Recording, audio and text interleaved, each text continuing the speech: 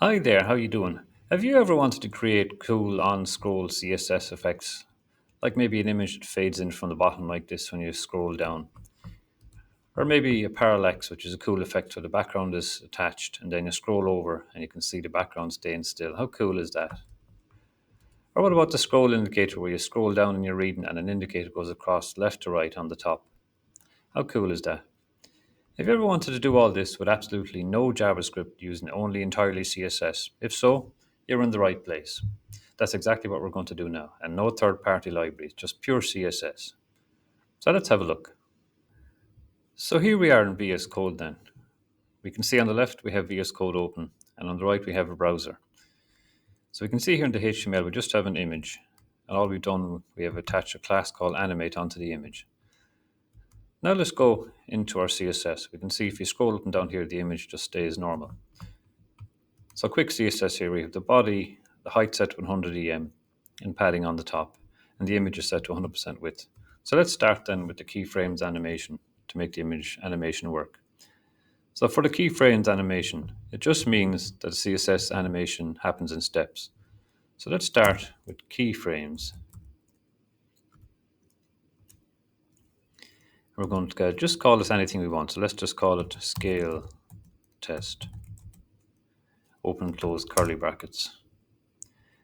So where do we want this to scale from? Well, we have to tell it where we want it to go from. So we're going to go from, open close curly brackets inside that. And we're going to go a scale of 0.5. So the image will scale from half its size to wherever we want it to go. Now let's go down outside that. We just saved that now. Let's go down outside that now. Now we have to write a media, which actually links to that scale test and shows what we actually want it to do. Let's go at media. I'm going to put in a quick setting here for prefers reduced motion, because some people can have that set for screen readers on their laptops or computers, and then this won't work. So we'll just put that in as a safeguard. If it is, we go prefers reduced motion. And we're going to set that to no preference, so this will work for everybody.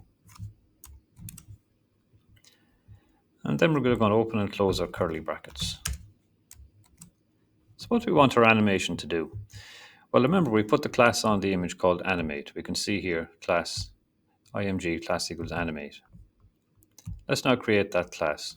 So dot for class animate animate. Then inside our brackets, we're working with an animation. So let's type in animation. And what are we going to do with it? Well, we want to use our keyframes we've defined above. So let's put in our scale test. And we want this to animate linear and nice and smooth top to bottom. So we'll put in linear. If we don't put in linear, if we put in something else or leave this blank, it might go quicker up or quicker down then instead of going nice, smooth, linear motion, all the same speed. And we want this to animate in both directions. We want it to animate when you drag the window up and also when you drag the window down. So to do that, we're going to put in both here and save. So underneath that now, we can see here on the right now hasn't kicked in yet. So what do we need to do next? Next, we need to set the animation timeline. That means when do we want the animation to happen? Well, we want that to happen in the time we can actually view the screen in the viewport. So we're just going to go view. So animation timeline.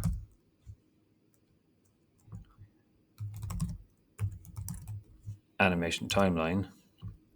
We're going to set that to view, which is a function. So we put the brackets there.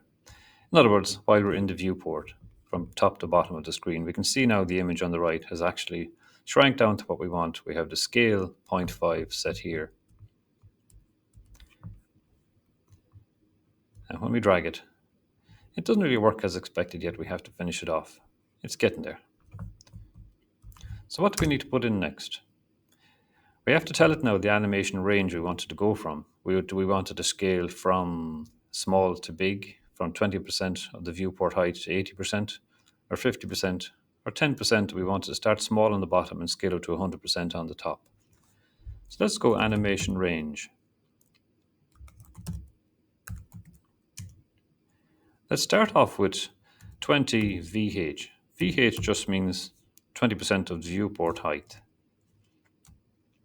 In other words, it'll start off narrow with 20%. And we want to go up to, we'll say, 80% width of the screen. So we're going to go 80 VH, viewport height, and save. So now when we drag it, we can see it starts off at 20% of the viewport height. And then at 80% of the viewport, which is there, it's full width. So naturally, if we set that to 100% of the viewport width, it won't reach the full width until it gets to the very top. There we go, right at the top. So I'm just going to set that back to 80. How cool is that? And let's just play around with this now. Let's set the starting point to 10%. So we can see now we need to scroll down a bit more for that to take effect. So let's just put that to 30% of the viewport height. And there we go. So if you wanted it to be fully complete and zoomed in by 50% up on the screen, put 50. Then when we drag it down, at 50% of the screen, which is roughly there, is the full width. We can also change the scale. So let's go up here to our scale. We have 0.5. Let's start it off at 0.1, where it'll be very small. We can see the image really small there now. Then we drag it up, and 50% of the screen, it gets full size. So if that's too much for you and you don't want it to look like that, you can just set the scale starting at 0.9. Not 0.9, that won't work. So for 0.9, there we can see it's almost full width, and then simply by the time it gets to 50%, we're full width. I think it looks nice to zoom it in from about 50%, so I'm just going to put that back to 0.5. How cool is that? So let's go ahead and create our parallax effect. On the left here, we can see we have just HTML. There's some divs. The main thing is here we have a div with img bg1, in other words, image background 1. We'll put the first image there for the background. Then just a normal div with text, img bg2 for the second image, a normal div with text, and img bg3 class for the third image overlay. So let's go into the CSS. We can see here on the right, we just have all the HTML. So a quick look here at the CSS. I just set up the body with height, padding, and margin and text. Made our fancy text look nice. Put in some padding and just styled my H3. So let's get started then with our parallax effect. So the first class is img bg1 for the first background image in the div. So we're going to go dot img bg1. Open close brackets, and we're going to set the background image. We're going to go URL. Inside here, then we're just going to put a link to our image. I've called it banner.webp and save. We can see now it has appeared on the top, and of course it's set as background image, so it's collapsed to the height of the cool parallax text. Min height 100%. So there we go. So now we can see on the right hand side we have that image set. That's attached now onto the background. That's a good start. So now I'm just going to copy and paste this class for the next two. The next one is img bg2, and then there's img bg3. So now the name of my img bg2, the second image, I have that image saved as business.webp. Business.webp. So let's just scroll down. Business.webp.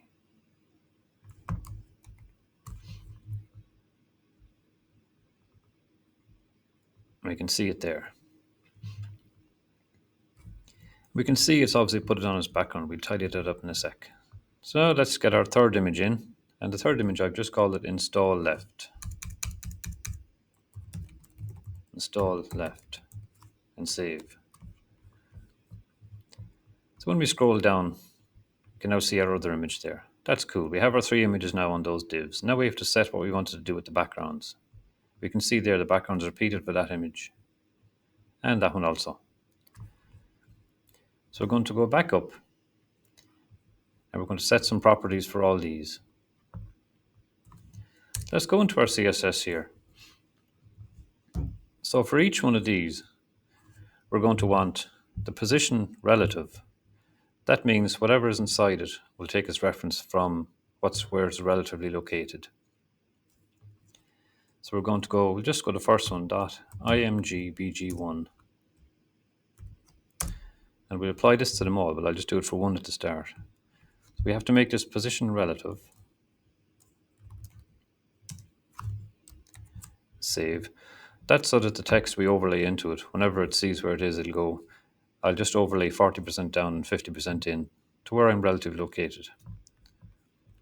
Then that one will be fine. And then the middle one will say I'm in this div. Then the bottom one will say I'm in this div. If you don't put position relative, they'll all bunch up to the first div on the top of the screen. We'll set opacity, just to make them look nice, to 0.8 and save. And we can see now the image got a little bit darker. Let's just put that to 0.1. You can see our image is almost fully disappeared. Let's set it back to 0.8. And now we have to start out the background attachment. We have background image on this already.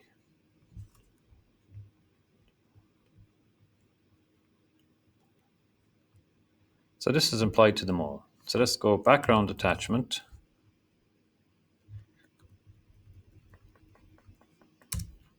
How do we want our background attached? We want it fixed and not to move. So we type in fixed.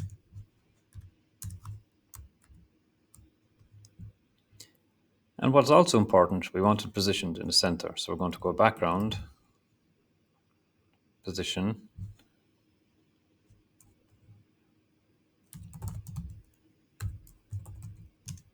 and we want that centered. It'd help if I typed right, wouldn't it? Center and save. Then we can see the image now is centered there for that one. How cool, and it's also attached, it doesn't move. That's cool. So now we also want background repeat, no repeat, because if the image is too small, we don't want it repeated in little tiles. So we're going to go background repeat. I really should go back and do some spelling courses. Background repeat, no repeat, and we save it.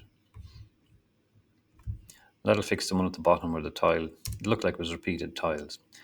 And we want the background size to be cover because we want to stretch it and make sure it fully fills the viewport height that we're looking at, not half fills it. So we're going to background size cover.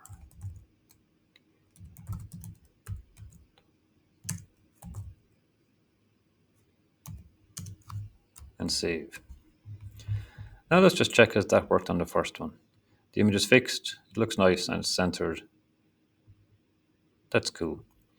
So now to apply this to the other BG2 and 3, we can see there we haven't applied it yet.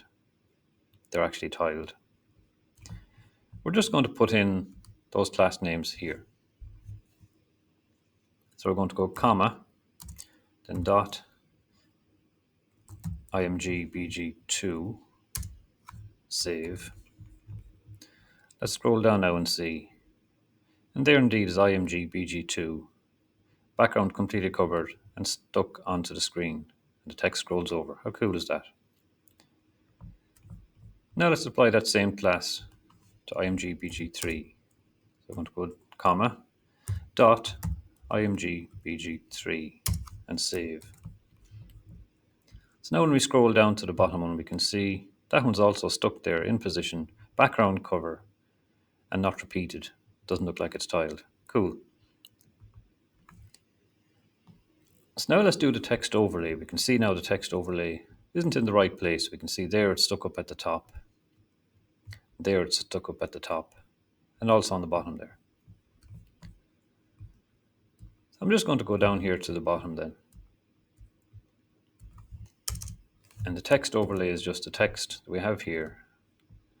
We can see text overlay class is on our div. So let's go ahead and style that to make it look nice. So we're going to go dot text overlay.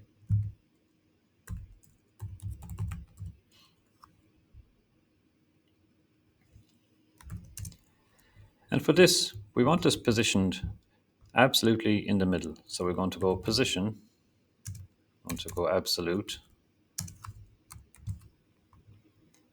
We want each one of these inside their relative divs to be positioned absolute.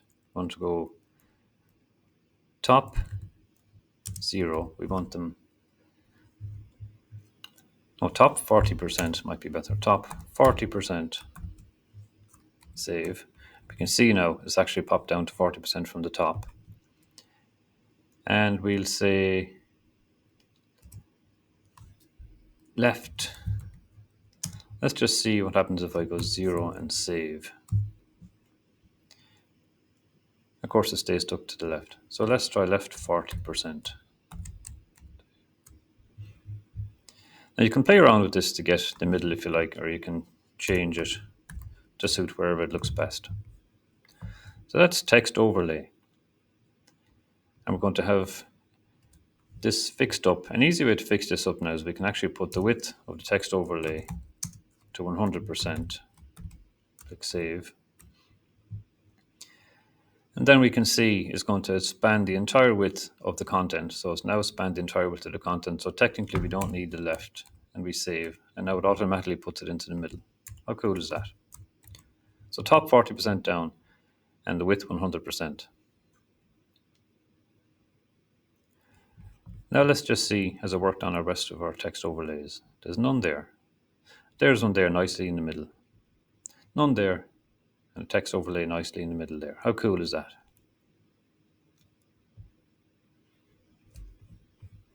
So here we are in VS Code. We can see we have the HTML, just a whole bunch of HTML to scroll through. And at the top, we just have a div with the class set to scroll -bar.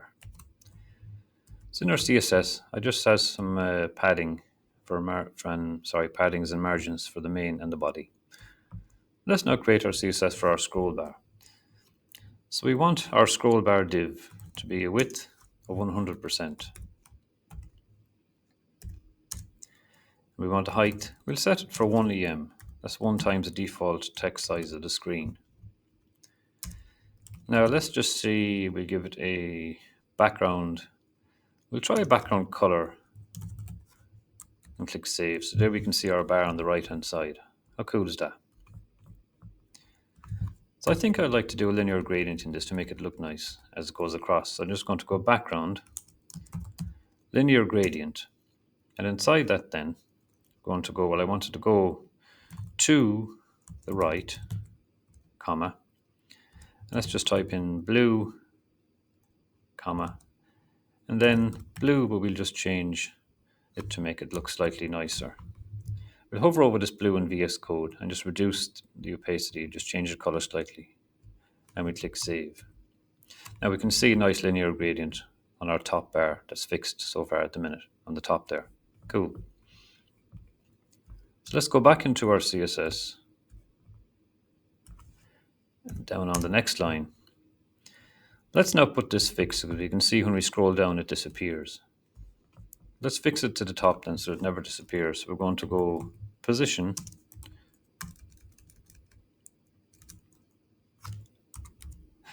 Let's start that again. We're going to go position. Okay, there must be an unclosed bracket here. Semicolon.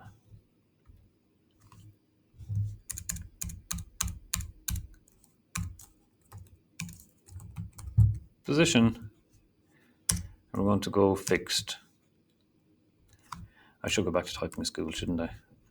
So we're going to go position fixed, top 0, to make it never move from the top when we scroll down. Now we can see there now it's stuck on the top. That's cool. I like that. Now let's add in our animation into it. So let's say we want to scale it from 0 on the left over to 1 on the right. Let's just put in scale 0. We want it starting at nothing and ending up being fully at 1, which is the full width. So now we can see it's disappeared because it starts at 0. And now we have to set the animation for scroll down. So if we set this scale here at 1 to 1, it's going to start at 1 and end at 1. In other words, it comes back fully. So we set that back to 0. So it's starting now at 0. That's cool. It's waiting now to be animated across. So underneath that now, we're going to have a look. We're going to go animation. And we're going to set the animation for scroll demo, scroll bar to linear. This means it won't speed up and slow down. It'll just be a nice smooth scroll across. So we have our class scroll bar, animation. We call it scroll demo and linear, and click save. And in the animation timeline, what do we want it to do? We want it to happen on scroll, so we have to now specify that. So we're going to go animation,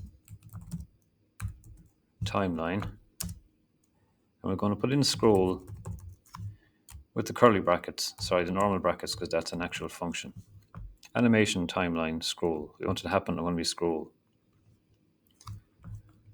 So now we need to go down and create our animation, because of course it doesn't work yet.